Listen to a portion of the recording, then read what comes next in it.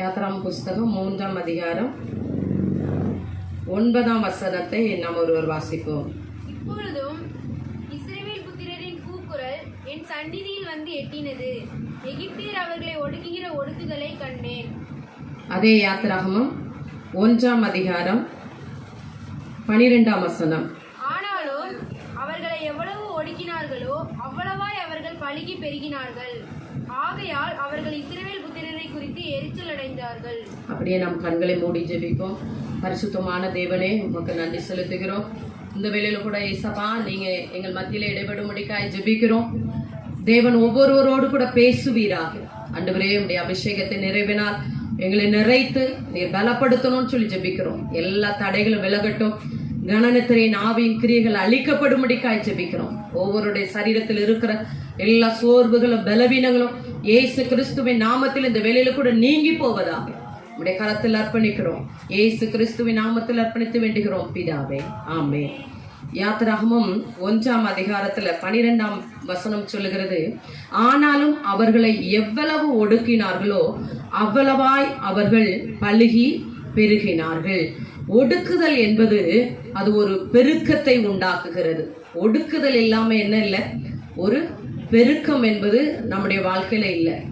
இங்கே இஸ்ரவேல் ஜனங்களை அங்கே அவர்கள் ஒடுக்கும் பொழுது வேதம் சொல்லுகிறது, கர்த்தர் அவர்களை என்ன பண்ணினார், பெருக பண்ணினார்.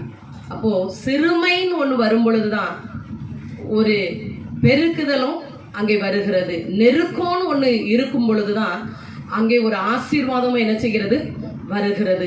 இங்கே பார்க்கும் பொழுது இவர்கள் ஒடுக்கப்பட்ட அந்த சூழ்நிலையிலும் தேவன் அவர்களை என்ன பண்ணுகிறார், பெருக பண்ணுகிறார். இன்னைக்கு நம்ம வேதத்துல நீங்க வாஸ்து பார்ப்பீங்கன்னு சொன்னா நிறைய பேருடைய வாழ்க்கையை நம்ம இப்படி எடுத்துக்கொள்ளோம்னா, தாவீது அப்படின்னு சொன்னா அவன் கோலியாத்து இல்லைன்னா என்ன இல்லை, தாவீது வெளியே தெரிஞ்சிருக்கிறது. அப்போ தேவன் கோலியாத்தை உயர்த்துவதற்கு, தாவீதை உயர்த்துவதற்குன்னு யாரை வச்சிருந்தாரு, கோலியாத்தை வச்சிருந்தாரு. அதே போல நீங்க எசேக்கியா ராஜாவை பார்த்தீங்கன்னு சொன்னா, எசேக்கியா ராஜாவுல சனகரிப்னு ஒருத்தர் என்ன செஞ்சாரு, அவனுக்கு எதிரிட்டு அங்க வந்தார். அப்போ சனகரிப் வந்ததுனாலதான் எசேக்கியா ராஜா தேவ சமூகத்துல போய் என்ன செஞ்சது, அதிகமா தேட முடிந்தது. அப்போ இன்னைக்கு நிறைய பேர் சொல்ற காரியம் என்னன்னா, நான் ஆண்டவரை தேடுறேன், நான் அவரை ஆராதிக்கிறேன், ஆனா ஆண்டோடைய சமூகத்தை நான் இருக்கிறேன், கர்த்தரை தான் நான் தேடி போறேன், ஆனா எனக்கு ஏன் இவ்வளோ நெருக்கம்,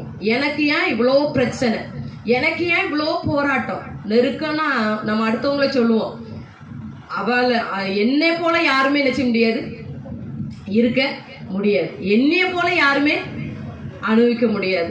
இப்போ ஒரு பலவீனம் நமக்கு வந்துட்டுன்னா என்ன சொல்லுவோம்னா, அது இருந்தா கூட தாங்கிக்கிடலாம், இதுன்னா தாங்க முடியல. இப்படி ஏதோ ஒண்ணு கர்த்தரை அனுமதிக்க வச்சு அனுமதி நம்ம வாழ்க்கையில ஆண்டவர் நடத்துகிற காரியங்களை நம்ம ஏற்றுக்கொள்ளாமல், இப்படி இருந்தா நல்லா இருக்கும், இப்படி இருந்தா நல்லா இருக்கும், இப்படி செய்தா நல்லா இருக்கும், இழப்பும் இருக்கக்கூடாது, எதுவுமே நம்முடைய வாழ்க்கையில இருக்கக்கூடாது. ஆனா என்ன செய்யணும், எல்லாம் நிறைவாய் நம்ம என்ன செய்யணும், எப்பவும் இருக்கணும், அதுதான் நம்முடைய வாழ்க்கையில சந்தோஷம் அப்படின்னு சொல்லி நம்ம நினைக்கிறோம். ஆனா தேவன் என்ன செய்கிறார் அப்படின்னா, ஒடுக்கப்படும் பொழுது அவர் ஒரு பெருக்கத்தை கொடுக்கிறாராம். ஹல்லேலூயா, ஹல்லேலூயா. அன்னைக்கு நம்ம நினைக்கலாம், ஆமா நம்ம தேடுறதுனால என்ன இருக்கு, அவங்களுக்கு வீடு இருக்கு, ஆண்டவர் தேடுற எனக்கு ஒன்றும் இல்லை, அவங்களுக்கு ஆம்பளை பிள்ளையா இருக்கு, எனக்கு என்ன இருக்கு, பொம்பளை பிள்ளை, ஆண்டவர் தேர்னே எனக்கு பொம்பளை பிள்ளை, அவங்களுக்கு பிள்ளை இருக்கு, எனக்கு பிள்ளை. உலகத்தார வச்சு சொல்லுவாங்க, அவங்க நல்ல ஆண்டவரையா தேடுறாங்க, மாடிக்கு மேல மாடி போட்டாச்சு, எனக்கு ஒரு தங்குறதுக்கு ஒரு வீடு இல்லை. இப்படி அவங்களுக்கு நல்ல ஒரு வேலை இருக்கு, நான் ஆண்டவரை தேடுறேன், எனக்கு வேலை இல்லை. நல்ல ஒரு புருஷன் அவங்களுக்கு இருக்கு, எனக்கு இல்ல. நல்ல பிள்ளைங்க அவங்க வாழ்க்கையில ஆண்டவரை தேடவே இல்லை, பிரஜாதியா இருக்காங்க, அந்நியரா இருக்கிறாங்க, ஆனா நான் ஆண்டவரை தேடுறேன், எனக்கு பிள்ளைகள் சரியில்லை. இப்படி எதை எடுத்தாலும் அங்க சரியா இருக்கு, என் வாழ்க்கையில சரியில்லை அப்படின்னு சொல்லி நினைக்கிறோம். ஆனா ஒன்னே ஒண்ணு, நிறைய நேரங்கள்ல நம்ம நினைக்கிறோம், ஆனா அங்க எல்லாம் இருந்தாலும் அங்க என்ன இல்லைன்னா இயேசு இல்லை. ஹல்லேலூயா. ஒருவேளை நம்ம வாழ்க்கையில குறைவுபட்டு இருந்தாலும் அங்க யார் இருக்கா, நம்ம கூட இயேசு இருக்கிறார். அதுதான் ஒரு பெரிய ஒரு பாக்கியம். நம்ம வாழ்க்கையில ஆண்டவர் தருகிற பாக்கியம் அதுதான். உலகத்தின் முடிவு பரியந்தம் சகல நாட்களிலும் நான் உங்களோடு கூட இருக்கிறேன். அப்போ எல்லாம் இருந்தோம், இயேசு இல்லைன்னா வாழ்க்கையில ஒண்ணுமே இல்லை. அப்போ இது இல்லைன்னு நினைச்சாலும் இயேசு நம்மோடு கூட இருக்கிறார். ஒருவேளை ஒடுக்கத்தின் பாதையில நீங்க வரலாம், கஷ்டத்தின் பாதையில வரலாம், கண்ணீரின் பாதையில வரலாம், வெட்கத்தின் பாதையில வரலாம். வெட்கம் வரும் பொழுதுதான் ஆண்டவர் ரெட்டிப்பான நன்மையை கொடுக்கிறார். அல்லேலூயா. வெட்கம் நம்ம அடைகிற சூழ்நிலை இருக்கலாம், வெட்கப்படலாம். 4 பேர்த்த பேச எனக்கு முடியலையே அப்படிங்கிற ஒரு சூழ்நிலை உங்க வாழ்க்கையில இருக்கலாம். நான் எப்படி போய் தலை நிமிர்ந்து நிற்பது? ஆனா நீங்க அந்த வெட்கத்தின் ஊடாகவே கர்த்தர் உங்களை நடத்துகிறார் அப்படின்னு நீங்க வைத்துக்கிருந்தாலும் அந்த வெட்கத்தின் நடுவில கூட ஆண்டவர் ரெட்டிப்பான நன்மைகளை ஆண்டவர் கொடுக்க விரும்புகிறார். அல்லேலூயா. ஒருவேளை சிறையிருப்பின் வாழ்க்கையில நீங்க இருக்கலாம். எப்பதான் இந்த அடிமைத்தனம் விலகும், எப்பதான் என் வாழ்க்கையில ஒரு பிரகாசம் வரும், இந்த இருளிலே இருக்கிறேனே எப்போ அப்படின்னு சொல்லி யோசிக்கலாம். ஆனா அந்த இருள் இருக்கும் பொழுதுதான் வெளிச்சோன்னு ஒண்ணு இருளை மாற்றுகிறதுக்கு வருகிறது. ஹalleluya, ஹalleluya. இன்றைக்கு ஆண்டவர் என்ன சொல்லுகிறார் அப்படின்னா, நீ ஒடுக்கப்படலாம், நெருக்கப்படலாம், இக்கட்டில் இருக்கலாம், கசப்பான ஒரு வாழ்க்கை போல உன் வாழ்க்கை இருக்கலாம். ஆனால் அவைகள் எல்லாவற்றிலும் பெருக்கத்தை உண்டாக்குகிற தேவனாய் நான் உன்னோடு கூட இருக்கிறேன் என்று சொல்லுகிறார். ஹalleluya. கரங்களை தட்டி நம்ம ஆண்டவருக்கு நன்றி செலுத்துவோமா? நம்மை பெருக பண்ணுகிற ஆண்டவர், குறுகி போக விடாத தேவன், நம்மை பெருக பண்ணுகிற ஆண்டவர். ஏன் நம்ம வாழ்க்கையில ஏன் இப்படி நடக்கு அப்படின்னா நெருக்கம்.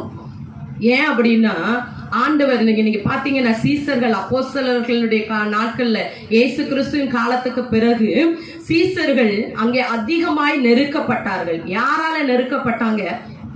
யூதர்களால நெருக்கப்பட்டாங்க, பரிசேயரால் நெருக்கப்பட்டாங்க. இப்படி பல விதத்தில் அவங்க நெருக்கப்பட அவங்கள கர்த்தர் என்ன செய்து கொண்டிருந்தார்? சீசர் தொகை அதிகமாகி கொண்டே இருந்தது. அவங்களுக்கு ஒவ்வொருத்தரும் வேதனையும் நெருக்கமும் கொடுக்க அவங்கள சிறைச்சாலையில் அடைத்து வைக்க, இப்படி வேதனையான காரியங்கள் அவருடைய வாழ்க்கையில வர 120 பேர் கூடியிருந்த அந்த இடத்துல இப்போ நீங்க பாத்தீங்கன்னா பேதுரு என்ற ஒரு மனுஷன் அவன் எழுந்து கர்த்தருடைய வார்த்தை அவன் பிரசங்கிக்கிறான். 3000 பேர் ரட்சிக்கப்பட்டார்கள். அப்புறம் நீங்க பாத்தீங்கன்னா 5000 பேர் அங்கே மனம் திரும்பினார்கள். சீசர்களோட தொகை பெருகி கொண்டே இருக்கிறது. அப்புறம் நீங்க பாத்தீங்கன்னா திரளான ஸ்திரீ புருஷர்களும் அங்கே சேர்க்கப்பட்டார்கள். என்ன முடியாத ஒரு தொகை அங்கே சேர்க்கப்பட்டதுக்கு காரணம் என்னன்னா, இவங்க பட்ட அந்த நெருக்கம், இவர்கள் பட்ட வேதனைகள் மத்தியிலும் ஆண்டவர் அவர்களோடு கூட இருந்து ஒரு அதாவது பெருக்கத்தை தேவன் கட்டளையிட்டார். அதுக்கு என்ன ஒரு காரணம் அப்படின்னா, அப்போஸ்தலர் 2ஆம் அதிகாரம் தான் பெருக்கத்திற்கு ஒரு ஆசீர்வாதமாய் அமைந்திருந்தது. அந்த பெந்தேகோஸ்தே என்னும் ஒரு நாள் வந்த பொழுது அங்கே அவர்கள் கர்த்தருடைய பாதத்தில் அவருடைய வார்த்தையின்படியே அவர்கள் காத்திருந்தார்கள்.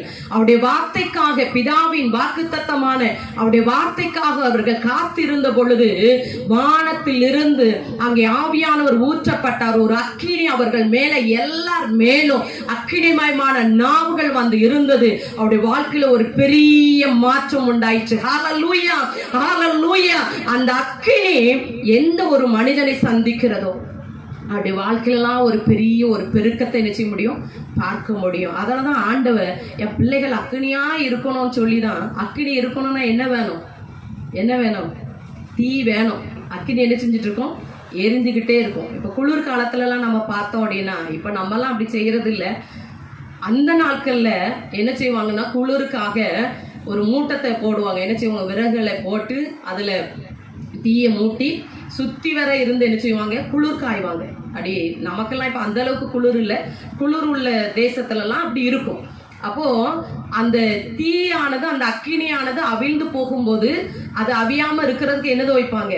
கட்டைகளை, விறகுகள் அதை வைக்கதான் என்ன செய்யும்? தீ மறுபடியும் அது அவிழ்ந்து போகாம இருக்கும், அது எரிஞ்சு கொண்டே இருக்கும். இன்னைக்கும் ஆண்டவர் ஏன் நமக்கு இப்படிப்பட்ட ஒடுக்கம், நெருக்கத்தெல்லாம், ஒடுக்கம் என்ற கட்டையை வைக்கிறார்? ஏன் வைக்கிறார் அப்படின்னா, நம்ம என்ன செய்யணும்? அக்கினியாய் மாறணுங்கிறதுக்காக தான். அதெல்லாம் ஒண்ணுமே இல்லைன்னு வைங்க, உங்க வாழ்க்கையில ஒவ்வொருத்தரும் இல்லை, நெருக்கம் இல்லை, 3 நேரம் நல்லா முங்க சாப்பிட்டுட்டு என்ன செஞ்சிடலாம்? தூங்கிடுவோம் தான். ஏற்கனவே தூங்குவோம். என்ன நெருக்கம் இருந்தாலும் என்ன, ஏற்கனவே தூங்குவோம். அப்ப நமக்கு எல்லாத்தையும் வச்சுட்டா நம்ம எங்க நித்திய ஜீவனை என்ன செய்ய முடியாது? சுதந்திரிக்க முடியாது. அப்படிங்கிறதுக்காக தான் ஆண்டவர் என்ன செய்யறாருன்னா, பக்கத்து வீட்டு அக்காவை ஒரு கட்டையா தூக்கி வைக்கிறார்.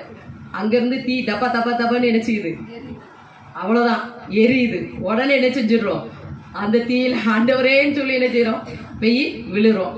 சிலவங்களுக்கு மாமியார ஒரு கட்டையா கொண்டு வச்சிடுறாரு ஆண்டவர், அவர் தான் வைக்கிறார். என்ன செய்யறாரு, சில நேரங்கள்ல கத்தர் மாமியாரை தூக்கி கட்டையா வச்சிடறாரு. இப்படின்னாதான் அவன் என்ன செய்வான், இங்க வருவா அப்படின்னு சொல்லி மாமியார இந்த கட்டையை கொண்டு வைக்கிறாரு. உடனே அந்த தீ என்ன செய்யும், தப்ப தப்பன்னு பிடிச்சு எரியும். உடனே தாங்க முடியாது, ஆண்டவரேன்னு சொல்லி என்ன செய்யறோம், ஓடி வருகிறோம். சிலருக்கு பலவீனம் என்ற ஒரு கட்டையை, எந்த கட்டையை வைத்தா இவன் என்னிடத்துல வருவாங்கிறது ஆண்டவருக்கு தெரியும். அதனாலதான் ஆண்டவர் என்ன செய்கிறாரு, நம்மளை அனல் மூட்டுவதற்கு சில கட்டைகளை என்ன செய்கிறாரு, அப்ப என்ன செய்யறாரு, கர்த்தர் தான் வைக்கிறார். அப்ப என்ன செய்யறாரு, கர்த்தர் தான் வைக்கிறார். ஒருவேளை இப்போ நமக்கு அது கசப்பா இருக்கும். இப்போ அப்படி யோசித்து பார்த்தோன்னா ரொம்ப இந்த பாடுகள்லாம் நினைச்சோம்னா கடந்து வரும் பொழுது ரொம்ப வேதனையா தான் இருக்கு. ஆனா நம்ம அதை கடந்து முடித்த பிறகு திரும்பி பார்த்தோம்னா இந்த நபரெல்லாம் ஆண்டவர் வச்சதுக்கு கர்த்தருக்கு ஸ்தோத்திரம் சொல்ல தோணும். ஹல்லேலூயா, ஹல்லேலூயா. இதெல்லாம் வச்சது ஆண்டவருக்கு ஸ்தோத்திரம். யோசேப்புக்கு அவருடைய சகோதரர்கள் அப்படி தூக்கி போடலன்னா என்ன, எங்க இருந்திருப்பாவே, அப்பாவோட கூட அண்ணனோட கூட தான் இருந்திருப்பான். தூக்கி போட்டதுனாலதான் எங்க போக முடிஞ்சு, அங்கே பார்வோனுக்கு, அங்கே எகிப்துல ஒரு அதிகாரியாய் மாற முடிஞ்சு. யோசேப்பு என்ன நினைச்சிருப்பாரு, அதிகாரியாய் மாற்றப்பட்ட பொழுது இதெல்லாம் நடந்தது. அவர் சொல்றாரு, இதெல்லாம் எனக்கு நன்மைக்காகவே தேவன் எனக்கு செய்தார். அப்போ சில கட்டைகளை ஆண்டவர் வைக்கிறதுக்கு காரணம் என்ன அப்படின்னா, நம்ம என்ன செஞ்சிருக்கணும், அனலாயிருக்கணும். அக்கினியை பெற்றுக்கொண்டவர்களாக நீ எரிந்து கொண்டே இருக்க வேண்டும் என்பதற்காக தான் தேவன் சில கட்டைகளை தூக்கி வைக்கிறார். அதுதான் நம்ம வாழ்க்கையில சில நேரம் ஆண்டவருக்குள்ள வர்றதுக்கு, அக்கினியாய் மாறுறதற்கு அது நமக்கு உதவி செய்கிறது. ஐயோ அப்படி பண்ணிட்டாங்களே, இப்படி பண்ணிட்டாங்களே அப்படிங்கிறத விட கர்த்தர் நமக்கு அனுமதித்திருக்கிறார் சொல்லி என்ன செய்யணும், உணர்ந்து கொள்ளணும். அதனாலதான் ஆண்டவர் சொல்லுகிறாரு, உங்க சத்துருக்களை நீங்க என்ன செய்யுங்க, சிநேகிங்கள். ஏன்னா அந்த சத்துருவை வைத்துதான் நம்ம கதையே ஆண்டவர் என்ன செஞ்சுட்டு இருக்காரு, நடத்தி கொண்டு போகிறார். சத்துரு இல்லைன்னா யாரும் என்ன செய்ய முடியாது, வெற்றி பெற முடியாது. சத்துரு இல்லைன்னா உயர்வுக்கு யாரும் வர முடியாது. சத்துரு இல்லைன்னா ஒரு விரிவாக்கம் நம்முடைய வாழ்க்கையில வர முடியாது. அதனாலதான் ஆண்டவர் யார வச்சிருக்காருன்னா, சிலருக்கு உள்ளு வீட்டுக்குள்ளே இருக்கும், என்ன இருக்கும், சிலருக்கு வீட்டுக்குள்ளே சத்துரு இருக்கும், சிலருக்கு பக்கத்து வீட்டுல இருக்கலாம், சிலருக்கு உறவினரா இருக்கலாம், தூரத்தில் உள்ளவர்களா இருக்க. ஏதோ ஒரு விதத்துல ஆண்டவர் இந்த கட்டைகள் எல்லாம் அப்பப்ப எடுத்துக்கொண்டு என்ன செய்கிறாரு, வைக்கிறாரு. அப்பப்ப நம்ம என்ன செய்யறோம், அனல் மூட்டப்படுகிறோம். அது இல்லைன்னா சுகபோகமா என்ன செய்வோம், நல்லா இருக்கும். சுகபோகம் நெருக்கமே இல்லைன்னு வைங்களேன், சுகபோகமா இருப்போம். எனக்கு அருமையான தேவ பிள்ளையே, நீங்கள் பிரகாசிக்க வேண்டும், எரிந்து பிரகாசிக்கணும், அக்கினியாய் மாற வேண்டும். இந்த கடைசி நாட்கள்ல, இந்த எழுப்புதல் நாட்கள்ல நம்ம வந்திருக்கிறோம். நாம் அக்கினியாய் மாற வேண்டும் என்பதுதான் தேவனுடைய சித்தமாய் இருக்கிறது. ஆண்டவர் அந்த அக்கினியை நமக்குள்ளே போட்டு இருக்கிறார். ஆனா நம்ம என்ன செய்கிறோம் சொன்னா, நம்முடைய ஆவியானது எப்படி இருக்கிறது அப்படின்னு சொன்னா, நீங்க வாஸ்து பார்ப்பீங்கன்னு சொன்னா 1 தெசலோனிக்கேயர் 5ஆம் அதிகாரம் 19ஆம் வசனத்தை நாம் ஒருவர் வாசிப்போம். 1 தெசலோனிக்கேயர் 5:19. ஆவியை அவிழ்த்து போடாதிருங்கள் சொல்லப்பட்டிருக்கிறது. ஆவியை அவிழ்த்து போடாதிருங்கள். இன்னைக்கு நம்ம எரிந்து பிரகாசிக்க வேண்டிய நம்முடைய வாழ்க்கையில நம்முடைய ஆவி எப்படிப்பட்டு இருக்கிறது, அவிழ்க்கப்பட்டு கிடக்கிறது. கர்த்தருக்கு முன்பாக நிற்க வேண்டியவர்கள், தேவனை துதிக்க வேண்டியவர்கள், தேவனை ஆராதிக்க வேண்டியவர்கள், கர்த்தரை தேட வேண்டிய நம்ம எப்படி இருக்கோம் அப்படின்னா, நம்ம சோர்ந்து போய்கிட்டு இருக்கிறோம். ஆவியும் இல்லாம நலனும் இல்லாம நம்முடைய வாழ்க்கை ஒரு குளிர்ந்த நிலைமையில் இருக்கிறது. ஆண்டவர் சொல்லுகிறார், நீங்கள் ஆவியை அவிழ்த்து போடாதிருங்கள் என்று சொல்லுகிறார். எனக்கு அருமையான தேவ பிள்ளையே, ஆண்டவர் உனக்குள் கொடுத்திருக்கிற அந்த அபிஷேகத்தின் வல்லமை நீ அனல் மூட்டி எழுப்ப வேண்டும். அந்த அக்கினியானது உனக்குள்ள எப்பொழுதும் பற்றி எரிந்து கொண்டே இருக்க வேண்டும் என்று சொல்லி ஆண்டவர் இன்றைக்கும் எதிர்பார்க்கிறார். நம்முடைய ஆவி எப்படி இருக்கிறது, அவிழ்ந்து போய் இருக்கிறதா? யோசித்து பாருங்க, இல்லைன்னா அது எரிந்து கொண்டு இருக்கிறதா? நீங்க வேதத்துல வாசித்து பார்ப்பீங்கன்னு சொன்னா, லேவியராகும் புஸ்தகம் 6ஆம் அதிகாரம் 13ஆம் வசனத்தை நாம் ஒருவர் வாசிப்போம். லேவியராகமம் 6:13. பலிபீடத்தின் மேல் அக்கினி எப்பொழுதும் எரிந்து கொண்டிருக்க வேண்டும், அது ஒருபோதும் அவிழ்ந்து போகலாகாது. ஹல்லேலூயா. இங்கே ஆண்டவர் சொல்லுகிறார் மோசேயிடத்துல, பலிபீடத்தின் மேல் அக்கினி எப்பொழுதும் என்ன செஞ்சு கொண்டிருக்கணும், எரிந்து கொண்டிருக்கணும். அது ஒருபோதும் என்ன செய்யக்கூடாது, அவிழ்ந்து போகக்கூடாது. இன்றைக்கு ஆண்டவர் நமக்கு என்னைக்கோ ஒரு நாள் பெற்ற அபிஷேகம், என்னைக்கோ ஆண்டவர் அந்த அந்நிய பாசை எனக்கு தந்தார், என்னைக்கோ நான் பெற்றேன், என்னைக்கோ அப்படி இருந்தேன், நான் அந்த நாளில அப்படி இருந்தேன், அந்த நாள்ல இப்படி தரிசனம் கண்டேன், அந்த நாள்ல ஆண்டவர் என்னோடு பேசினார். ஆனா இப்போ என்னுடைய நிலைமை எப்படி இருக்கிறது, இன்னைக்கு நம்முடைய நிலைமை எப்படி இருக்கிறது? ஆவியிலே அனல் உள்ளவர்களா இருக்கிறோமா? அந்த அக்கினியின் அபிஷேகத்தை அது நம்முடைய வாழ்க்கையில எரிந்து கொண்டே இருக்கிறதா? யோசித்து பாருங்க. ஒரு பிரஜாதி மனுஷன் அந்த ரட்சிக்கப்பட்ட நாட்கள்ல போனாரு அப்படின்னு சொன்னா உடனே ஜெபம் பண்ணுவோம், ஆண்டவரே இந்த மனுஷன் என்ன செய்யும், சந்தியும். இப்போ பாத்தீங்கன்னா அவன் வந்தானே வரலன்னு நானே. இப்ப எப்படி இருக்கு நம்ம ஆவி? எரிந்து கொண்டு இருக்குன்னா அந்த பாரம் நமக்குள்ள வரணும். நம்முடைய அக்கினியானது அது எரிந்து கொண்டே இருக்குன்னா என்ன வந்துடும், அந்த பாரம் வந்துடும். ஒரு சிலையையோ ஒரு விக்கிரகத்தையோ நம்ம பார்க்கிறோம் அப்படின்னு சொன்னா, நம்ம நடந்து கொண்டிருக்கோம், பஸ்ல போயிட்டு இருக்கோம்னா ஆட்டோமேட்டிக்கா நம்ம கண்கள் அதை பார்க்குன்னா உடனே நமக்குள்ள இருந்து ஒரு வைராக்கியமான ஒரு ஆவி எழும்பும். நம்ம அறியாமலே என்ன செய்யும், அந்த ஆவி எழும்பும், அந்நிய பாசையில வித்தியாசமா எழும்பும். அது எப்போ எப்போ எரிந்து கொண்டிருக்கும் பொழுது அது எழும்பும். இப்ப எலும்புதா? எலும்புதுன்னா அதான் அடையாளம். இப்ப எலும்புதா? அது எப்படி? அதான் எல்லா இடத்துலயும் இருக்கு. ஒரு கிராமத்தை எடுத்துட்டா எத்தனை இருக்கு, 100கணக்கானதா இருக்கு. எதுக்கு போய் வரியாக்கம் பாராட்ட, அப்படித்தானே? அப்படி இல்லை. ஆனா ஆவியானவர் நமக்குள்ளே செயலாற்றி கொண்டிருக்கும் பொழுது அக்கினிமயமாய் நாம் இருப்போம் என்று சொன்னால் அந்த தீயானது, அந்த அக்கினி என்ன செஞ்சு கொண்டே இருக்கும், எரிந்து கொண்டே இருக்கும். ஏன் நமக்குள்ள அந்த அக்கினி எரியல? அந்த நாளில் உள்ள ஒருவேளை அந்த அபிஷேகம் பெற்ற நாளிலிருந்து அந்த கிருபைகள், அந்த செயல்பாடுகள் ஏன் இன்னும் அந்த தீ நமக்குள்ள எரிந்து கொண்டு இருக்கலன்னா, ஒரு 3 காரியத்தை குறித்து நான் உங்க மத்தியில சொல்ல விரும்புகிறேன். அந்த லேவியராகமம் 6ஆம் அதிகாரத்துல அது ஏன் எரிந்து கொண்டே இருக்கணும்னா நம்ம என்ன செய்யணும்னு சொல்லப்பட்டு இருக்கிறது.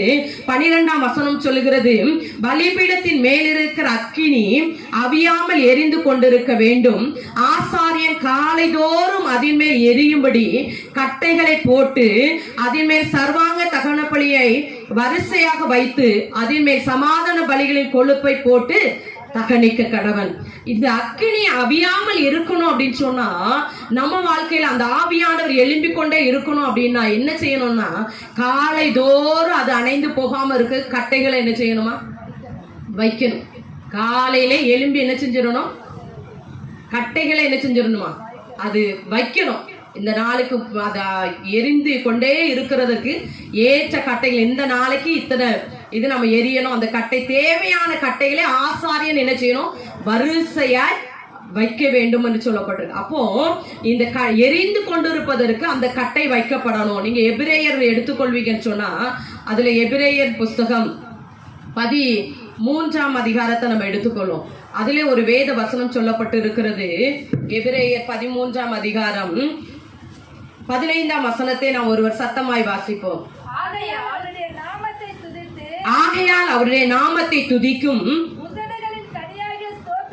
உதடுகளின் கனியாகிய ஸ்தோத்திர பலியை அவர் மூலமாய் எப்போதும் தேவனுக்கு செலுத்த கடவும். எல்லாரும் கரங்களை தட்டி ஆண்டவருக்கு நன்றி செலுத்துவோம்.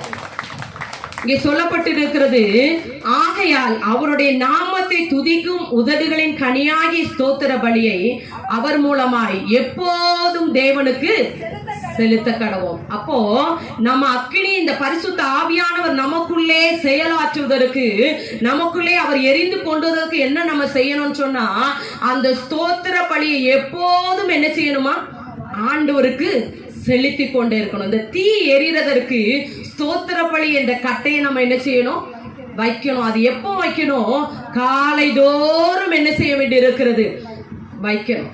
காலைனா எப்போ நம்ம நினைக்கிறோம், இப்போ நமக்கு காலையிலாம் எப்போ வருது, எப்போ வருது, நம்ம எப்போ தூங்கி எந்திக்கும், எப்போ எந்திக்கும் சொல்லுங்க.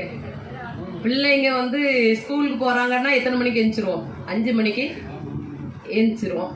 அப்புறம் ஸ்கூல் லீவு அப்படின்னா ஞாயிற்றுக்கிழமை ஆயிட்டுனா என்ன செஞ்சிடும், இன்னைக்கு தான் நம்ம ரெஸ்ட் எடுக்க முடியும் அப்படின்னு சொல்லி என்ன செஞ்சிடறோம், போடு அப்படின்னு சொல்லி 7 மணி வரை என்ன செஞ்சிருவோம், யாரும் டிஸ்டர்ப் பண்ணிடக்கூடாது. தண்ணி வந்தாலும் சரிதான், அது என்ன வந்தாலும் சரிதானே, அதுக்குன்னு ஒரு அடைப்பெல்லாம் வச்சுட்டு அதுக்கெல்லாம் ஒரு ஏற்பாடு பண்ணி வைத்துட்டு என்ன செஞ்சிடும், ஒரு மூடாங்க ஸ்க்ரீனை போட்டு என்ன செஞ்சிடும் வச்சுட்டு அவ்வளோதான், படுக்க தான் அப்படியே என்ன செய்கிறோம், தூங்குகிறோம். ஆண்டவர் சொல்லுகிறார், நீ என்னாலும் எப்போதும் உன் விளக்கு அந்த அக்கினி எரிந்து கொண்டு இருப்பதற்கு அந்த ஸ்தோத்திர பலி என்ற கட்டையை காலையிலே என்ன செய்யணுமா, வைக்கணும். அப்போ ஆண்டவரை காலையில எழுந்து தேவனுக்காக, தேவன் நமக்கு தந்தவைகளுக்காக, தேவன் ஏற்படுத்தி வைத்தவைகளுக்காக, தேவன் நமக்கு வைத்திருக்கிற நல்ல உறவுகளுக்காக, தேவன் தந்த பிள்ளைகளுக்காக, தேவன் தந்த தொழிலுக்காக, ஒரு ஆண்டவர் தந்த முன்னேற்றத்திற்காக, இப்படி சகல காரியங்களை தேவன் நேரிட பண்ணின எல்லா காரியங்களுக்காகவும் காலையிலேயே போய் என்ன செய்யணுமா, ஆண்டவரை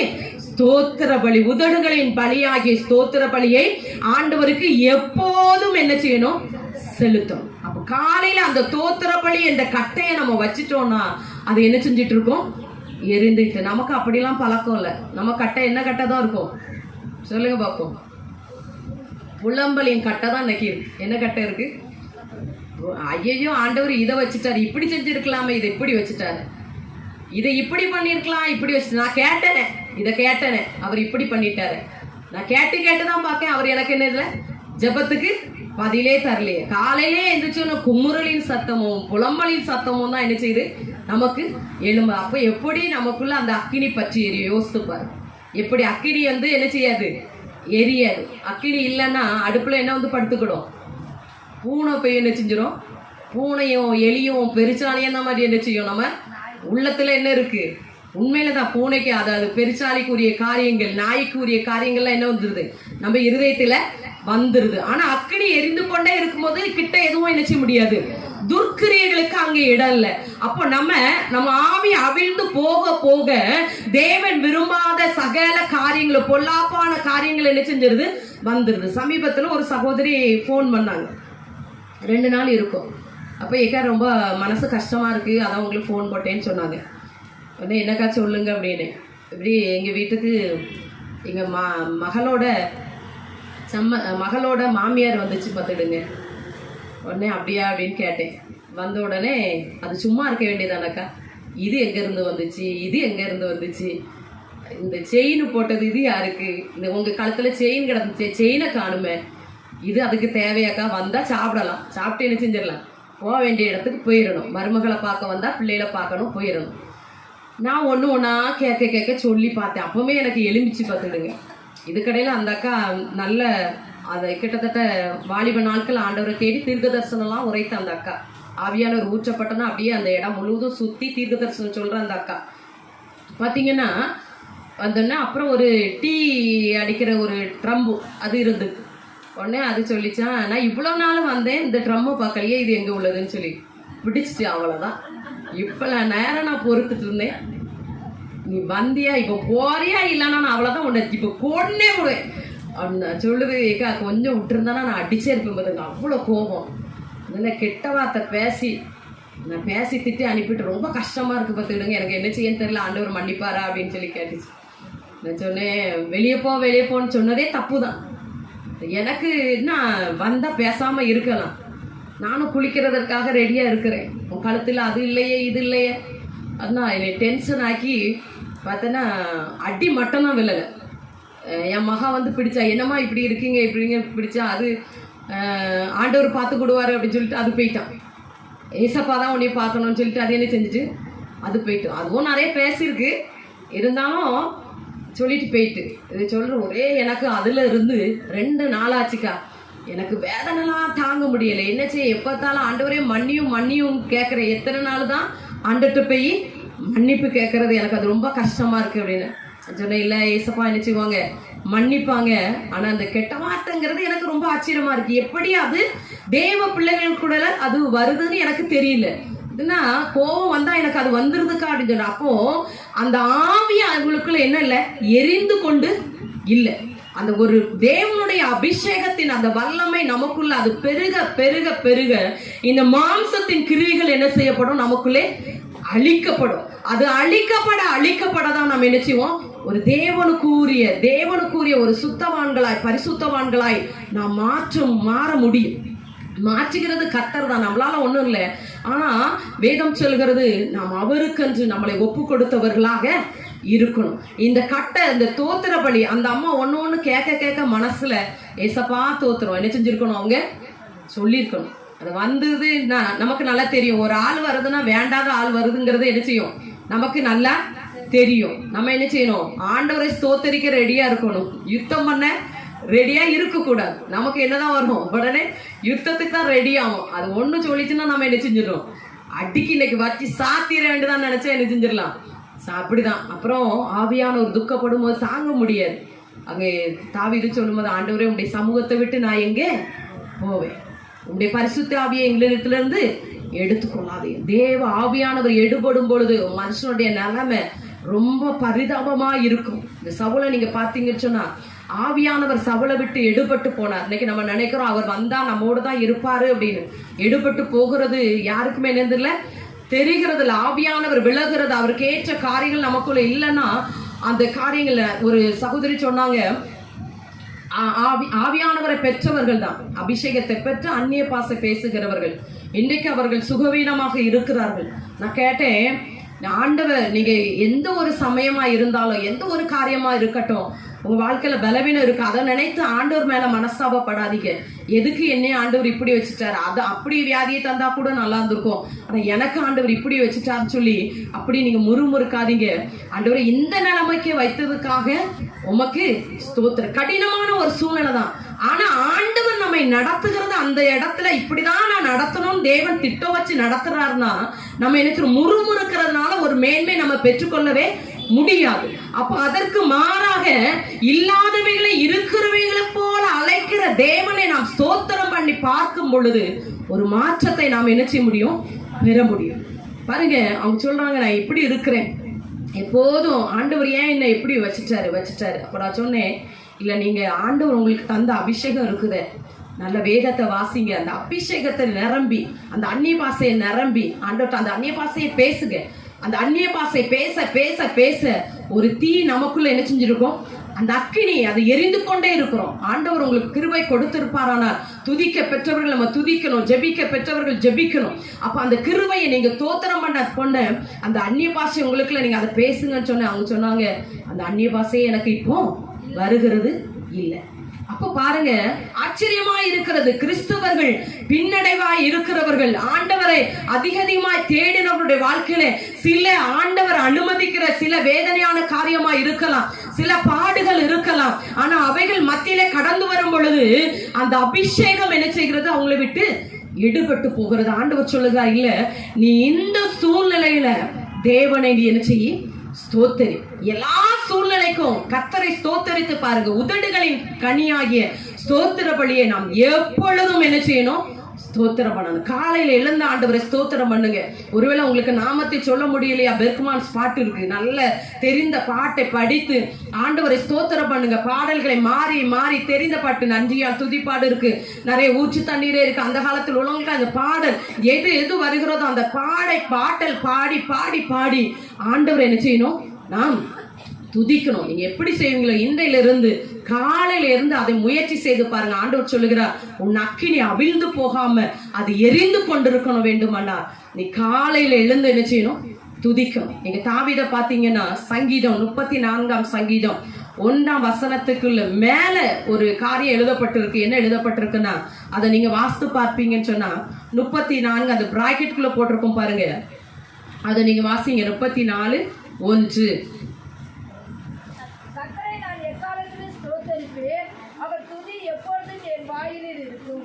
கர்த்தரை நான் எக்காலத்தில் ஸ்தோத்தரிப்பேன், அவர் துதி எப்போது என் வாயில் இருக்கும். அதுக்கு மேல உள்ள பகுதியை நம்ம வாசிப்போமானால், தாவீது அபிமெலேக்குக்கு முன்பாக வேஷம் மாறின போது அவனால் துரத்தி விடப்படுகையில் பாடின சங்கீதம். இது எப்படி தாவீது எந்த சூழ்நிலையில கர்த்தரை நான் எக்காலத்தில் ஸ்தோத்தரிப்பேன், எப்போது என் வாயில் இருக்கும், எப்படி அவர் சொல்லுகிறார், எந்த சூழ்நிலையில அவர் சொல்லுகிறார்.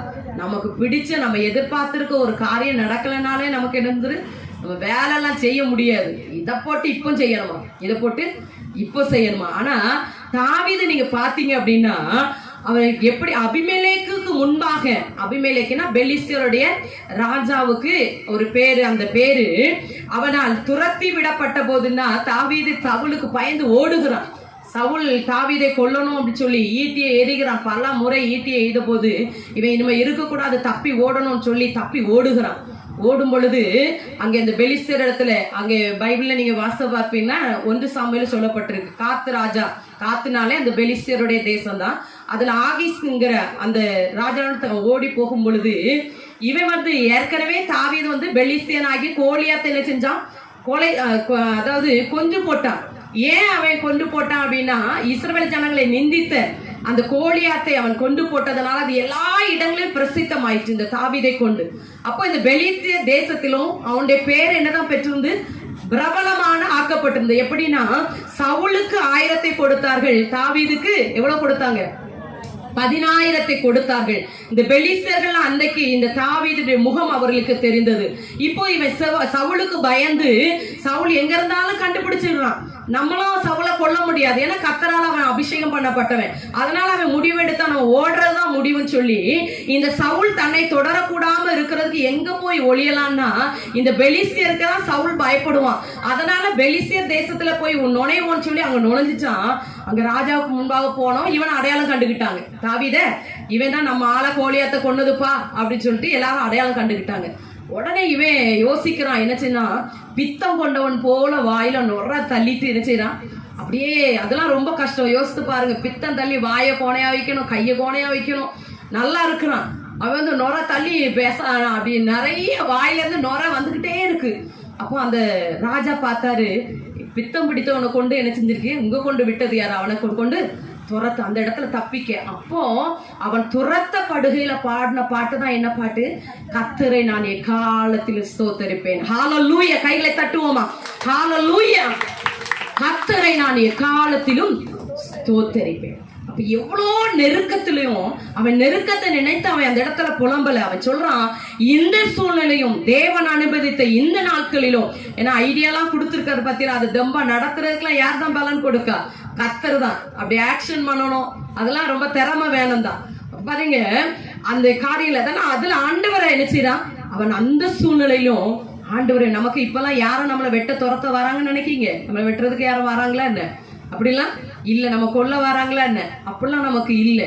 ஆனா நம்ம சுகமாக வீட்டுல என்ன செய்யறோம், குடியிருக்கிறோம். அந்த தாவீது அந்த சூழ்நிலையும் அவன் கர்த்தரை ஸ்தோத்தரித்தான். எனக்கு அருமையான தேவ பிள்ளையே, உன் வாழ்க்கையிலே அக்கினி எரிந்து கொண்டிருப்பதற்கு நீ உதடுகளின் கனியாகிய ஸ்தோத்திர பலியை ஆண்டவருக்கு செலுத்தணும். ஆண்டவரை துதிங்க துதிங்கன்னா என்ன வர மாட்டேங்கி, துதித்தலி வீட்டுல துதித்தாதான் வெளியில என்ன வரும், என்ன வரும், துதித்தல் வரும்.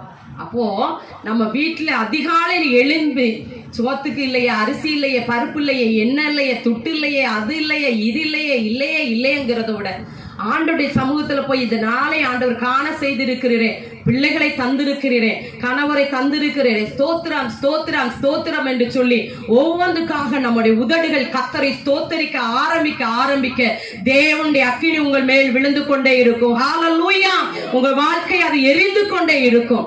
அடுத்தபடியாக இந்த அக்கினி வருகிறதற்கு, நம் அக்கினியா இருப்பதற்கு அடுத்தபடியாக ஒரு காரியம் என்ன அப்படின்னு சொன்னா, நீங்க வாசித்து பார்ப்பீங்கன்னா ரோமர் புஸ்தகம் 12ஆம் அதிகாரம் 1ஆம் வசனத்தை நாம் வாசிப்போம். ரோமர் 12:1. அப்படி இருக்க சகோதரரே, நீங்கள் உங்கள் சரீரங்களை பரிசுத்தமும் தேவனுக்கு பிரியமான ஜீவ பலியாக ஒப்பு கொடுக்க வேண்டும் என்று தேவனுடைய இரக்கங்களை முன்னிட்டு உங்களை வேண்டிக் கொள்ளுகிறேன். இதுவே நீங்கள் செய்யத்தக்க புத்தியுள்ள ஆராதனை. இப்ப அடுத்தபடியாக நம் அக்கினியாய் நமக்குள்ளே அக்கினி எரிந்து கொண்டே இருக்க வேண்டுமானால், அந்த அக்கினி நம் மீது விழ வேண்டுமானால் என்ன செய்யணும் அப்படின்னு சொன்னா, பலிபீடம் ஒண்ணு இருக்கு அப்படின்னா அந்த பலிபீடத்துல அக்கினி இறங்கி வர்றதுக்கு என்னது இருக்கணும், என்ன இருக்கணும், பலி இருக்கணும். என்ன இருக்கணும், இப்ப நீங்க எலியா தீர்க்கதரிசியை பாத்தீங்கன்னா அங்கே சவாலாக அவர் போய் நின்றார். ஃபர்ஸ்ட் என்ன செஞ்சார், அவர் கர்த்தர் அக்கினி இறங்கி வர பண்ணுகிறதற்கு அவர் என்ன செய்தாரு சொல்லுங்க, தெரியாதா? பலிபீடத்தை செப் பண்ணிட்டார். முதல்ல பலிபீடத்தை செப் பண்ணிட்டு அதுல விறகுல எல்லாம் அடுக்குனாரு. அப்புறம் தண்ணி வாய்க்கால் பிடித்திருந்தாரு. அதுக்கு மேல விறகுக்கு மேல என்ன செஞ்சாரு, கன்று குட்டியை, அதாவது அதை தகனித்து ஆண்டவருக்காக அதை நம்ம வைத்த பலின்னு ஒன்று அவர் வைத்ததை நம்ம பார்க்கிறோம். நீங்க அதுல வாஸ்து பார்ப்பீங்கன்னு சொன்னா 18ஆம்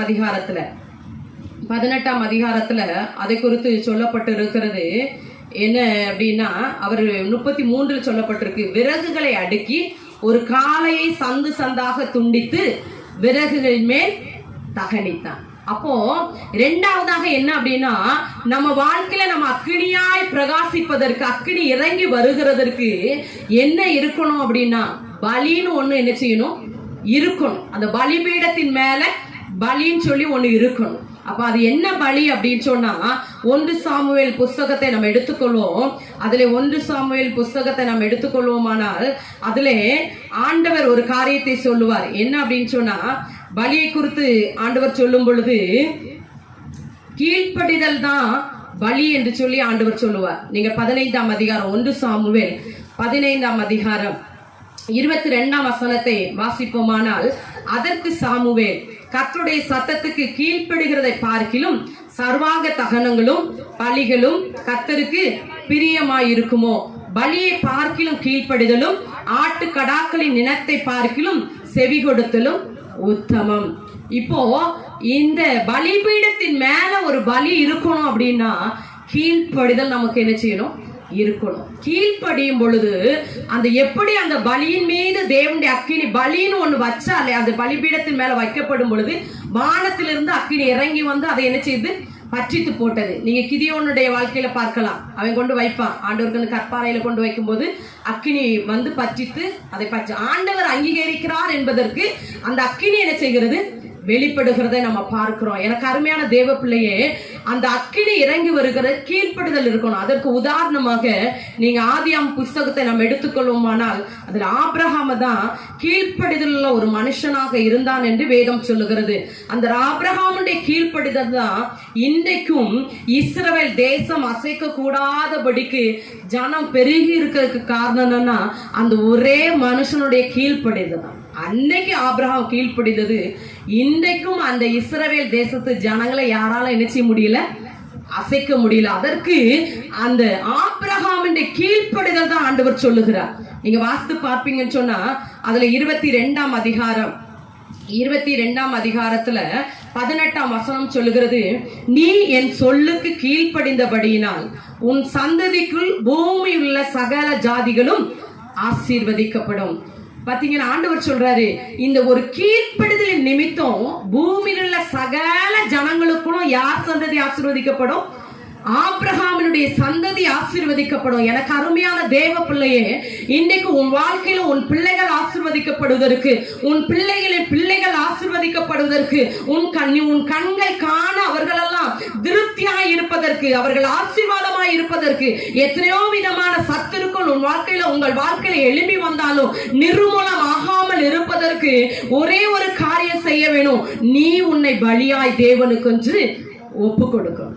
அன்றைக்கு ஆபிரகாமத்தை ஆண்டவர் சொன்னார், நீ ஈசாக்கை என்ன செஞ்சிரு, பலியிட்டு, ஈசாக்கை பலியிடு. அதெல்லாம் சர்வ சாதாரணமான ஒரு காரியம் அல்ல. உன் பிள்ளைய கொஞ்சம் சண்டே கிளாஸுக்கு அனுப்பி விடுன்னு சொல்லி எத்தனை சத்தம் கேட்டாலும் என்ன செய்கிறோம், கீழ்ப்படுகிறோமா? சாதாரண ஒரு காரியம் தான், கீழ்ப்படுகிறோமா? இதெல்லாம் பலிதான். கீழ்ப்படுகிற பிள்ளைய அனுப்பிவிடுற ஆண்டவர் சொன்னாரு, எப்ப நீ அந்த மோரிபா மலையில கொண்டு என்ன செஞ்சிரு, நீ பலி செலுத்துரு, ஈசாக்க பலி செலுத்துன்னு ஆண்டவர் சொன்னார். பலி செலுத்துனா துண்டு துண்டா என்ன செஞ்சிடணும், வெட்டி வைத்திடணும், தகடிக்க அப்படியே வெட்டி வெட்டி வைக்கணும். அவர் பிள்ளையை கொண்டு போய் அப்படியே ஆண்டோடைய வார்த்தையின்படி அவர் என்ன சொன்னாரோ 3 நாள் பிரயாணமாய் போய் அங்கே, ஒருவேளை அவன் வயதா இருந்தான், அவன் கூட நினைச்சிருக்கலாம், அந்த மோரிபா மலையை சொல்றீங்க ஆண்டவரே, இங்கெல்லாம் பக்கத்துல எல்லாம் என் வீட்டு பக்கத்துல எல்லாம் இடம் இல்லையா, ஒரு காட்டுக்குள்ள சொன்னா கூட ஒரு கல்லை போட்டு என்ன செஞ்சிடலாம், பலியிட்டுலாம். அங்க அவன் எதுவுமே சொல்லல, வயசாயிட்டு அவனுக்கு. அப்பவும் அவன் என்ன செஞ்சிடறான், அப்படியே இன்னைக்கு நம்ம சொல்றோம் வயசாயிட்டு பலவீனம் ஆயிட்டு, ஒன்னும் இல்ல, பலம் இல்ல, கரெக்டா சொல்லிடுவோம், அந்த ஒன்னும் சொல்லிடுவோம், என்ன செஞ்சிருவோம், எனக்கு இது செய்ய முடியாது, எனக்கு அது செய்ய முடியாது, ஐயோ இது எப்படி செய்ய முடியும், இப்படி நிறைய காரியங்கள் ஆண்டவர் சொல்லுகிறதற்கு கீழ்ப்படுகிற ஒரு தன்மை அல்ல. ஆபிரகாம் பாத்தீங்கன்னா சொத்து கேட்டிருந்தா கூட நம்ம எல்லாம் என்ன செஞ்சிடலாம், கொடுத்துடலாம். பிள்ளைய கேட்டா என்ன செய்வோம், யோசித்து பாருங்க. இது ஒரு தெய்வமாக்கம். தாரேன்னு சொன்னாரு, இப்ப என்ன செய்யறாரு? குடுன்னு சொல்றாரு. தாரேன்னு சொன்னாரு, இப்ப என்ன செய்யறாரு? அதே எனக்கே கொடுத்துருங்கிறார். அப்படி சொல்லி யோசித்திருப்போம்ல, நம்ம என்ன யோசித்திருப்போம்? ஆபிரகாம் ஒன்னும் கூட சொல்லல. அவன் நேர போய் என்ன செஞ்சான்?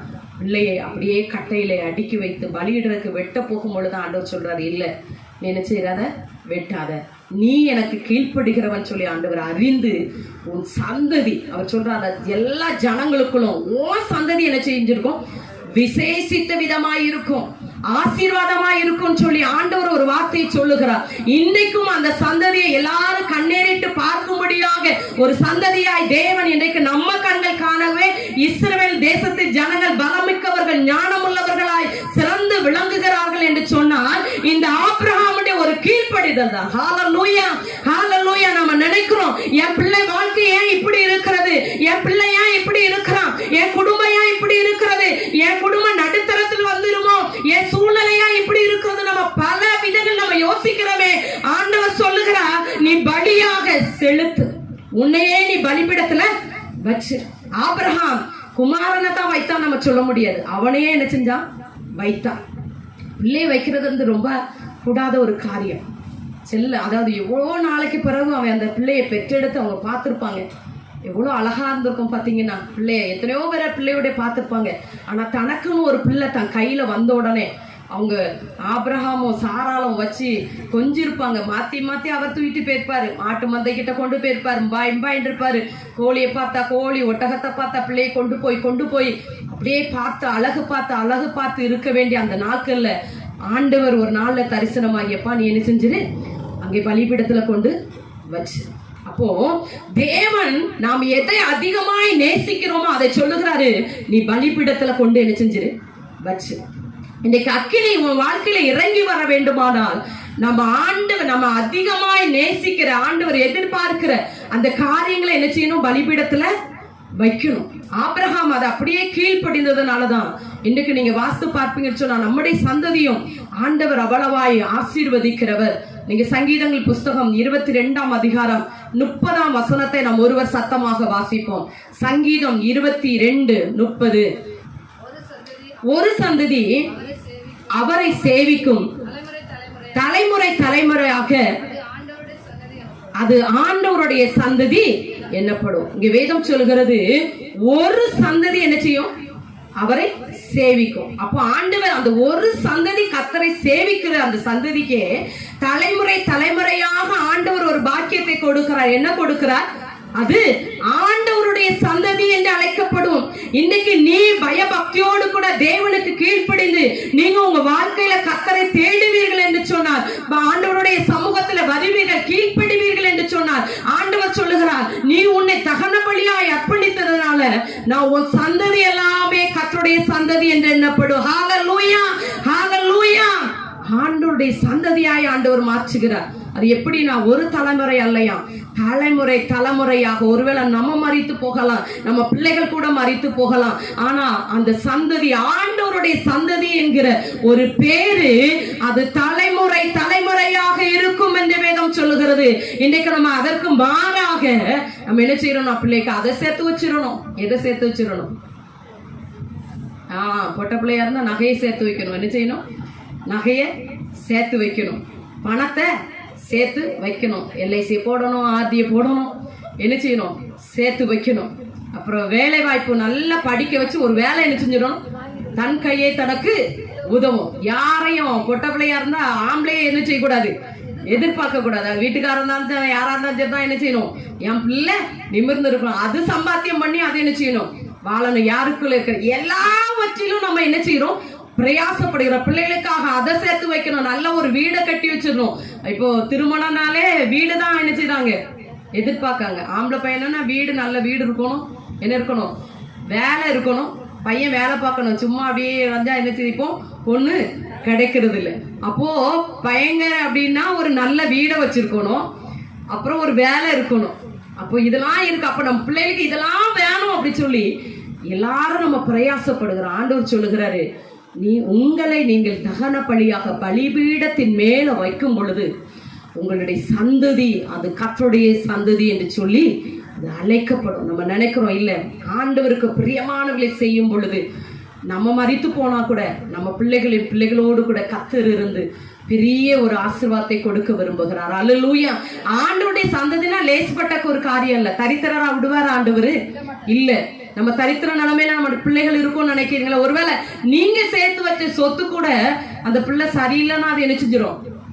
ஒரே நாள்ல அழிச்சு தீத்துருவான். என்ன செஞ்சிருவான்? நம்ம சேர்த்து வைக்கிற பிள்ளைகளுக்குன்னு சொல்லி தலைமுறையா இருக்க சொத்துக்கள் கூட என்ன செஞ்சிருது? அந்த பிள்ளை நல்ல பிள்ளையா இல்லைன்னா அவன் கேடாய் அலைந்து மாறுபாடாய் அலைந்து அந்த பணத்தை எல்லாம் அவன் செலவழித்து ஒரே நாள்ல செலவழித்து போட முடியும். ஆனால் நீங்க தேவனுடைய சன்னதியில கர்த்தருக்கு கீழ்ப்படிந்த ஆண்டவர் உங்களுக்கு எதிர்பார்க்கிற அந்த காரியங்களை தகன பலிபீடத்தின் மேல உங்களை வைத்து நீங்க கர்த்தரை ஆராதித்து நீங்க பார்ப்பீங்கன்னு சொன்னா எல்லா செல்வத்தையும் கொடுத்து நம்முடைய பிள்ளைகளை கர்த்தர் நிலைத்து நிற்க பண்ணுவார். ஹல்லேலூயா, ஹல்லேலூயா. ஆண்டவர் அப்படிப்பட்ட கிருபைகளை தருவது. எனக்கு அருமையான தேவ பிள்ளையே, ஆண்டவருடைய வார்த்தைக்கு அப்படியே கீழ்ப்படிங்க. ஆண்டவர் ஒருவேளை சில காரியங்களை நீ இப்போ இத எனக்காக பண்ணுன்னு சொல்லுவார். ஆபிரகாமத்தை ஆண்டவர் பேசினார். நிறைய நேரங்களில் நம்ம உணர்த்துற நம்ம என்ன செய்யறோம்? நம்ம மழுங்கடிக்கிறோம். பலிபீடத்தின் மேல என்ன செய்யறதுல வைக்கிறதுல மழுங்கடிக்கிறோம். ஆண்டவர் சொல்றாரு, இல்ல நீ கீழ்ப்படிந்து பாரு, உன் சந்ததியை நான் ஆசீர்வதிக்க போகிறேன். இன்னைக்கு அந்த அக்கினி நம்ம மேல உள்ளது மட்டும் இல்ல, நம்முடைய பிள்ளைகளுக்கும் அது பரவும். நமக்குள்ள இருந்து பிள்ளைகளுக்கும் பரவும். நமக்குள்ள இருக்கிற அந்த அபிஷேகத்தின் வல்லம் ஒரு ஆள் போதும். நம்ம வீடு ரட்சிக்கப்படுவதற்கு தேவன் தெரிந்து கொள்வது ஒரு நபர் தான். அன்றைக்கு இஸ்ரவேல் ஜனங்களை தெரிந்து கொண்ட அவர்களை அழைத்து கொண்டு போறதுக்கு மோசே என்பவனை ஆண்டவர் என்ன செஞ்சார்? தெரிந்து ஒரே ஒரு நபர். எனக்கு அவங்க வேணாம் இவங்க வேணாம், என் புருஷனும் ரட்சிக்கப்படணும். முதல்ல நம்ம என்ன செய்யணும்? ஆண்டவர் எழுப்பியிருக்கிற நாம் முதல்ல சரியா எழும்பினோம். ஆனால் எல்லாமே என்ன செஞ்சிடும்? ஆண்டவருக்குள்ள வரும். அந்த தீ நமக்குள்ள அந்த அக்கினியை நம்ம பெற்றுக்கொள்வதற்கு கீழ்ப்படிதல் நமக்கு ரொம்ப அவசியமா இருக்கிறது. ஆபிரகாம் தேவனை தவிர எதையுமே தன் இருதயத்துல வைக்கல. அந்த ஆசையை வைக்கல. அந்த மிருக ஜீவன்களை அவன் வைக்கல. மனைவி அவன் வைக்கல. ஆபிரகாம்கிட்ட மனைவியை கொண்டு தகன பலியா இடுனா கூட என்ன செஞ்சிருப்பாரு? வச்சிருப்பாரு. போட்டு தள்ள வச்சோம். மனைவியை கூட போட்டு தள்ள அவர் என்ன செஞ்சிருக்காரு? ரெடியா தான் இருந்தார். நம்ம என்ன செஞ்சிடும்? ஓடிடும். அந்த ஆண்டவரே எனக்கு வேண்டாம், நான் இருக்கிறவரை என்ன செஞ்சிடுறேன், இருந்துக்கிறேன் அப்படி சொல்லியிருப்போம். அல்ல, ஆபிரகாம் அவர் ரெடியா இருந்தார். எனக்கு அருமையான தேவ பிள்ளையை, கீழ்ப்படுகிறது மிகவும் அவசியமான ஒரு காரியம். நீங்கள் கீழ்ப்படியும் போது அந்த அக்கினி உங்களுக்குள்ளே கடந்து வரும். மூன்றாவதாக ஒரு காரியத்தை சொல்லி நாம் ஜெபிக்க போகிறோம். லூக்கா எழுதின சுவிசேஷம் 24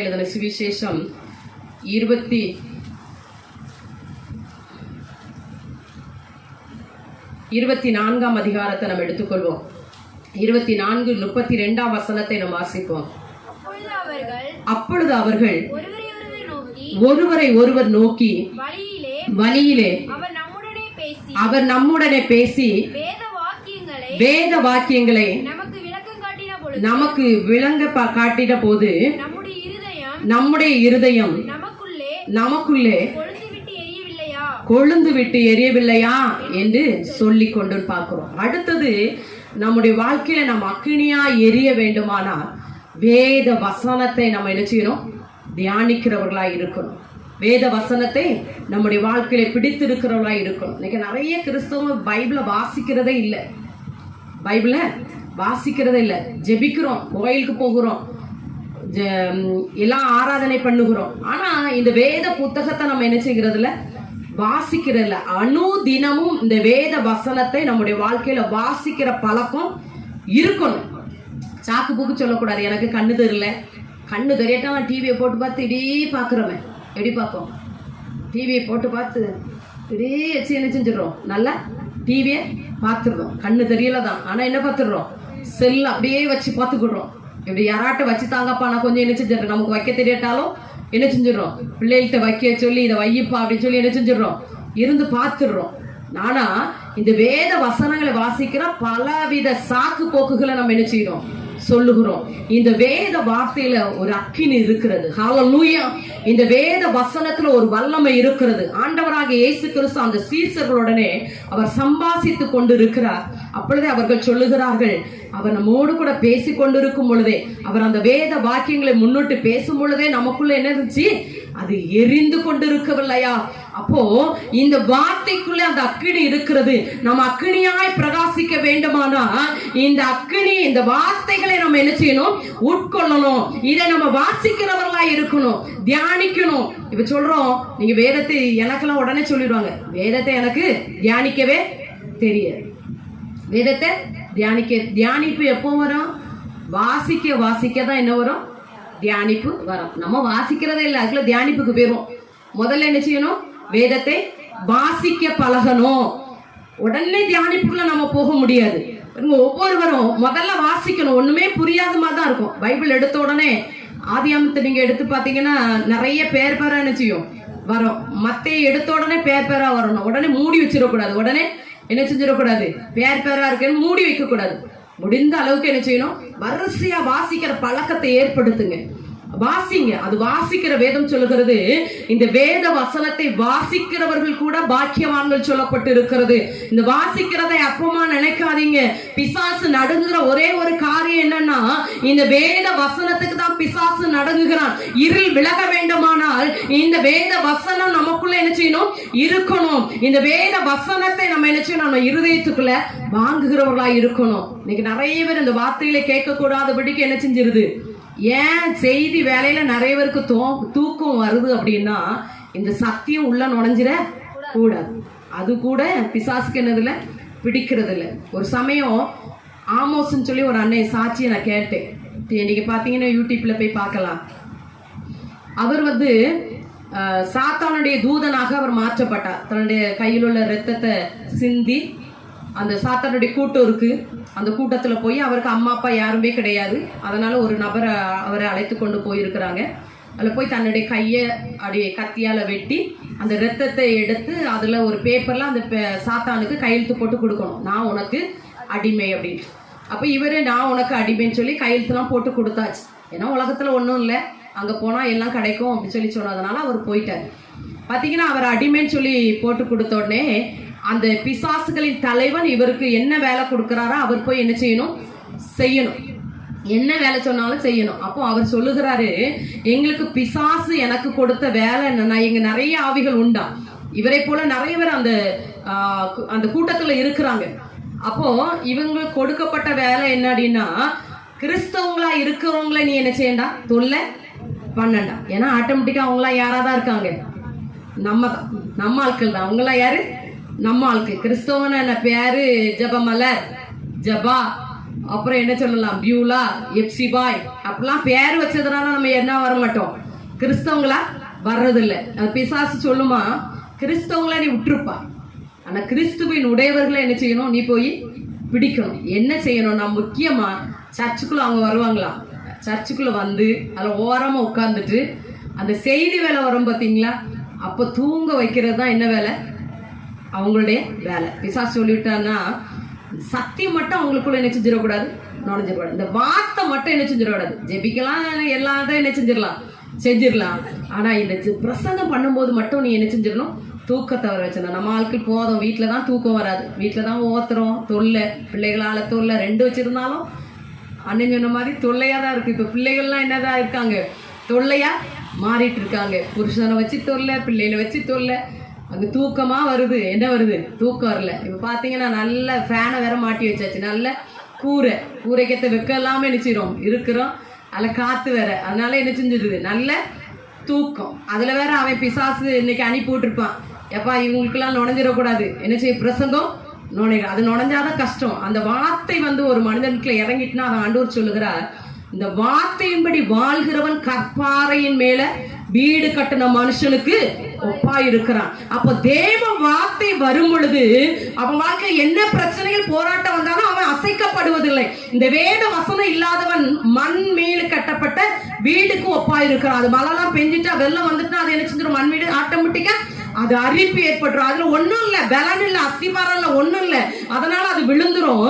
ஆனா அந்த வேத வசனம் அஸ்திபாரமாய் கிறிஸ்தவர்களுக்கு கொடுக்கப்பட்டிருக்கிறது. இந்த வேத வசனத்தை நம்ம ஏற்றுக்கொண்டோமானால் அந்த அஸ்திபாரம் ஒரு நாள் என்ன செய்யப்படாது? அசைக்கப்படாது. பெருவெல்லம் வரலாம், புயல் காற்று வரலாம், என்ன பண்ண முடியாது? இந்த வேத வசனம் நமக்குள் இருக்கும் பொழுது நம்ம அசைக்க முடியாது. ஏன்னா அதுக்குள்ள ஒரு அக்கினி இருக்கிறது. எனக்கு அருமையான தெய்வ பிள்ளையே, இது வாசிக்கிறதுனால என்ன பிரயோஜனம் அப்படின்னு சொல்லி யோசிக்காதீங்க. இதை டெய்லி வாசிங்க. காலையில் எழுந்து விளக்குமாறு எடுத்துட்டு பெருக்கிறதுக்கு முன்னாடி என்ன செய்யணும்? வாயை நல்லா கொஞ்சம் கழுவிட்டு போய் உட்கார்ந்து என்ன செய்யுங்க? வேத வசனத்தை திறந்து என்ன செய்யணும்? ஒரு அதிகாரம் எப்படி கஷ்டப்பட்டு நான் வாசணும் ஆண்டவரே. உங்களுக்கு வாசிக்க தெரியுதோ வாசிக்க தெரியலையோ, ஈன்னு கூட்டினாலும் என்ன செஞ்சிடணும்? பிரயாசப்படுங்க. முடியாது கண்ணு தெரியல, எனக்கு கால் இழுத்துட்டு போகுது, இருக்க முடியாது, முழங்கால் போட்டு பாருங்க. முழங்கால போட்டு வாசித்து பாருங்க. எதுக்கெல்லாமோ நம்ம பலனை செலவழிக்கிறோமே.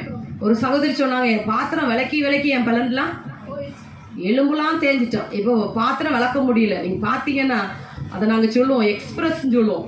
பாத்திரம் விளக்குனா அங்க அவ்வளோ உடம்பே அதிரும், டொக்கோட்டுன்னு. துணியை துவைக்கிற பாத்தீங்கன்னா துணியை இப்படி ஒரு துணி எடுத்து இப்படி விரிப்பாங்க, போட்ட சோப்பு எடுத்து சார். நான் சொல்லுவேன், ஐயோ பலன்லாம் போகுதே, துணி என்ன செய்யலாம்? சோப்பு போட்டு ஆற போற கொஞ்சம் என்ன செய்யணும்? அழுக்கிற இடத்துல என்ன செய்யணும்? தேய்க்கணும். இங்க அப்படிலாம் இல்லை, எல்லா இடமும் தேய். அந்த ப்ரெஸ் எடு போட்டு ராவு கற்குன்னு ராவி. இப்போ என்ன இல்லை? பலன் இல்லை. பலன் செலவழிக்க வேண்டியதுக்கெல்லாம் செலவழிக்காம உலகத்துக்கே செலவழிச்சிட்டு இப்போ கத்திர தேட முழங்கால் போட என்ன இல்லை? பலன் இல்லை. பைபிள் வாசிக்க, பைபிளை பிடிக்க கூட சிலவங்களுக்கு என்ன இல்லை? பலன் இல்லாமல் போயிடுது. எனக்கு அருமையான தேவ பிள்ளையே, பலத்தை கத்தருக்காக செலவழிங்க. பைபிள் வாசிக்கணும். ஒரு தீர்மானம் இன்றைக்கு ஆண்டவர் உள்ளத்தில் எதிர்பார்க்கிறார். ஒரு தீர்மானம் பண்ணுங்க. எனக்கு வயது ஆயிட்டேன், அப்படி ஆயிட்டேன், எனக்கு அப்படி இல்லை இப்படி இல்லை சொல்லவே சொல்லாதீங்க. சாக்கு போக்கு சொல்லாதீங்க. இன்னையிலிருந்து ஒரு தீர்மானம் பண்ணுங்க. ஆண்டவரை நான் வேதம் வாசிப்பேன். ஆண்டவர் ஒவ்வொரு மனிதனுக்கும் அதை எதிர்பார்க்கிறார். ஏன்னா இந்த வேத வசனம் உங்க வாழ்க்கையில ரொம்ப முக்கியமானது. இந்த வேத வசனத்துக்கு தான் பிசாசு அவன் பயப்படுகிறவனாய் இருக்கிறான். ஆகவே இந்த வேத வசனத்தை வாசித்துட்டு ஆண்டவரை துதித்து ஸ்தோத்திரம் பண்ணிட்டு கர்த்தர் எதெல்லாம் உங்களுக்கு உணர்த்துறாரோ அதுக்கெல்லாம் நினைச்சீங்க கீழ்ப்படிந்து பாருங்க. அதுல ஒரு பெரிய மேன்மை உண்டாகும். ஒரு அக்கினி உங்களுக்குள்ளே அது எரிந்து கொண்டே இருக்கும். இந்த காரியத்தை நம்ம செய்வோமானால், வேதத்தை வாசிக்க நம்ம நினைக்கிறோம், சாதாரண நினைக்கிறோம். இல்ல, நீங்க வேதத்தை வாசித்து பாருங்க. நான் எத்தனையோ முறையும் இந்த வேதத்தை வாசிக்கும் பொழுது சில நேரம் அப்படியே ஆண்டவர் செயல்பட்ட முறைகள் பார்க்கும் பொழுது, மனிதனுக்கு அவர் இடைபடுகிறதெல்லாம் பார்க்கும் பொழுது அப்படியே ஒரு ஆனந்த கண்ணீர். ஒரு ஆண்டவர் எப்படியாய் மனிதனை அவர் நடத்துகிறார், தம்மை தேடுகிறவர்களுக்கு எப்படியாய் அவர் உதவி செய்கிறார். இதெல்லாம் நீங்க வாசிக்க தான் ஆண்டவருடைய தன்மையும் மனிதனுடைய தன்மையும் அதுல தெரியும்.